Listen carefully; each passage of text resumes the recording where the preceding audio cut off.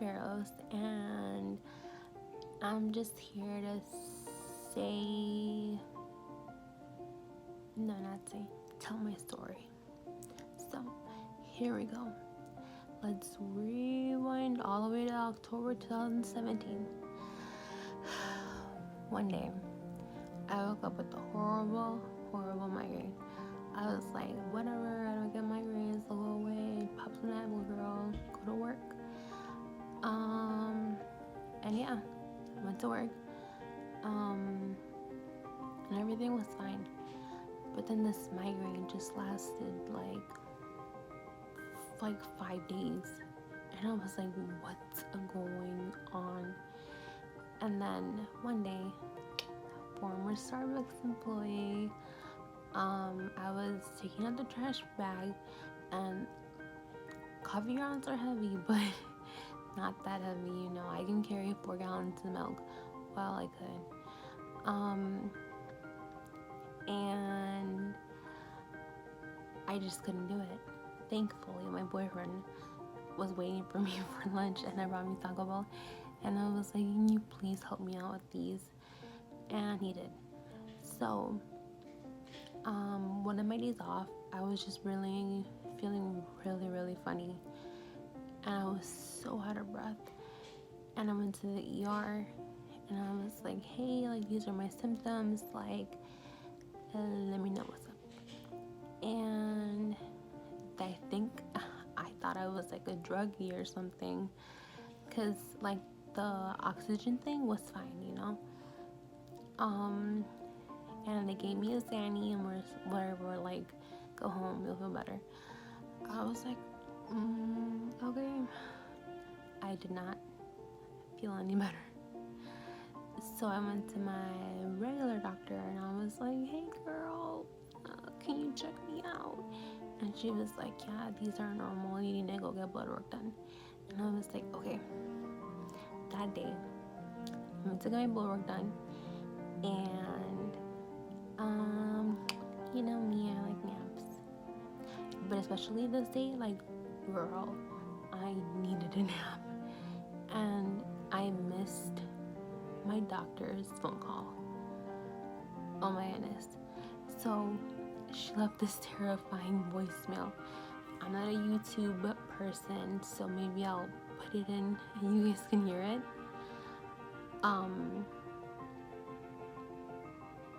But yeah, I got in the car with my mom and my sister, and by the time we got there, everyone knew what was up. Like, my doctor had told everybody. And I was like, oh my god, I was so scared. And this led to having a wonderful bone marrow biopsy done. And by wonderful, I mean not wonderful. So basically, they drill your back, and they want to get some bone marrow out of you, you know. And for you people who don't know what that is, either Google it, or you know when you snap a chicken leg in half and there's like a meaty part in it. Well, that's what they wanted.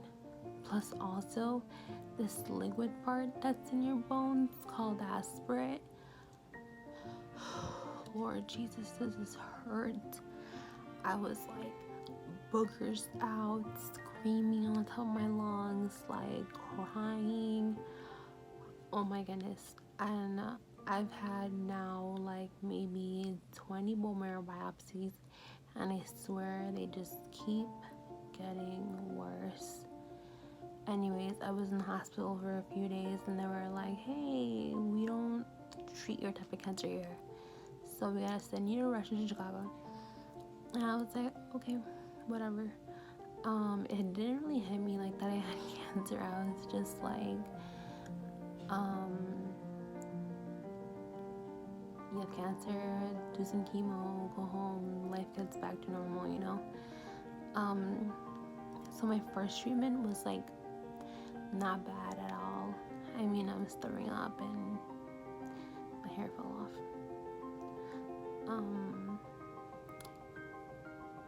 and I couldn't eat hot Cheetos. That's the worst. Anyways, so a few like months passed, and they were like, "Hey, you can go back to work." And unfortunately, I got fired from Malta. Don't want to get into that. But I went back to Starbucks, and I was being a bad girl that day, and had my phone with me, and I answered the phone, and it was my doctor. She said, "Natalie, your blood is showing some abnormalities. Like, if you can't come in today, you gotta come in tomorrow." So I was like, Jesus Christ. So I went anyways. And yeah, the cancer came back. They gave me this round of chemo that I had to carry this horrendous chemo pump that was just pumping chemo like 24/7 into my system. That one wasn't as harsh. I think all I experienced was like some joint pains, and taking a shower was really hard. But yeah, I was done with it, and in the middle of all this, for some reason I lost my memory. So the next step from that chemo treatment was transplant. I couldn't get it done because they wanted me to be like all there, you know? And when I look back at it, I just wished they had just done it anyways, you know? So they waited a little bit, and by the time that they wanted me to do therapy, when I was done with like the extreme therapy,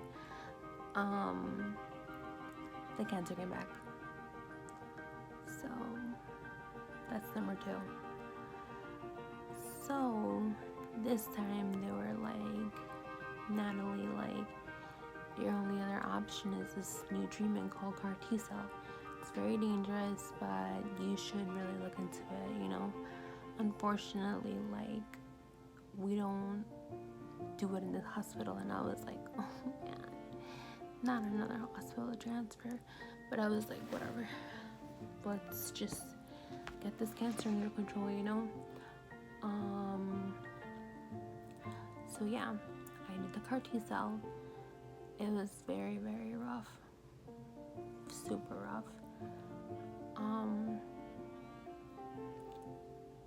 I just didn't sleep days. I went crazy. Like, it was really rough, you guys. I thought this was the end. And it wasn't. After the CAR T-cell,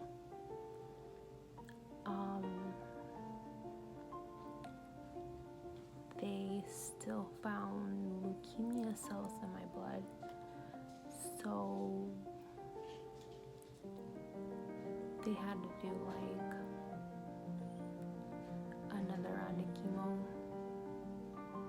and then transplant.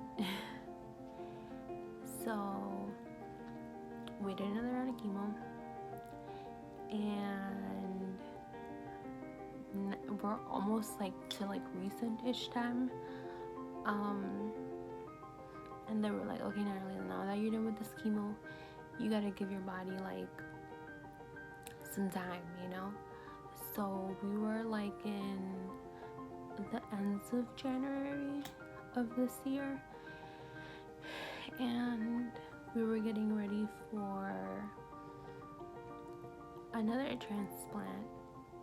And right before they could do any of this, they said, "Natalie, the cancer's back." So that's the 3rd time. So no more transplant for you, a stem cell transplant, which is like what people normally get when they have leukemia. It's like their first option, you know. So yeah. I did another round of chemo, and now we're kind of up to date. And this time, you guys, I did 4 rounds of chemo, and we were pretty clear. We were ready to do the transplant, and the cancer came back. So this is my 4th time having relapsed. So now we're gonna do another CAR T cell, but the difference is it's not my blood. Like the first time, they took my own blood, lots of it, and they removed the T cell. They like genetically modified it so it could become like a monster cell and fight the cancer. Maybe because my blood cells weren't the healthiest, you know, my body has gone through so many rounds of chemo, so many treatments. This time we're doing what's called an off-the-shelf CAR T cell. So they get a very healthy person, which is hard to find now with this coronavirus. And they take their blood and they give it to me. So, yeah. Thought I would say that I would say the word survivor like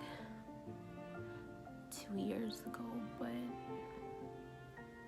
hopefully I can say it around summertime or fall time this year. Yeah. The only difference now is that my regular insurance got like declined when I applied for it again, and my new insurance doesn't cover prescriptions. So before I would pay for like name brand drugs and not so much like the genetic ones. But this time I need your guys' help because I am paying out of pocket for all of them. And with like commuting to Chicago, it's like almost like, I don't know, 70 miles back and forth multiple times a week. Oil changes and food. I know going out to eat isn't the best, but sometimes we do go to the grocery store and we buy veggies and stuff to make food at home, you know.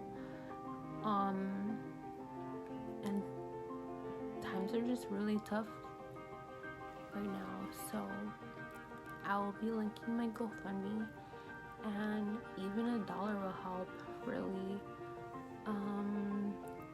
Thank you guys for listening, and just keep me and my family in my prayers, because I know as much as it hurts me to feel the pain, I know the people around me, like friends and family, it hurts them too, you know. Like, you don't want to see a person you love not be the same person who you met, you know, or who they were a few years ago. So please just pray for my friends and family. Thank you.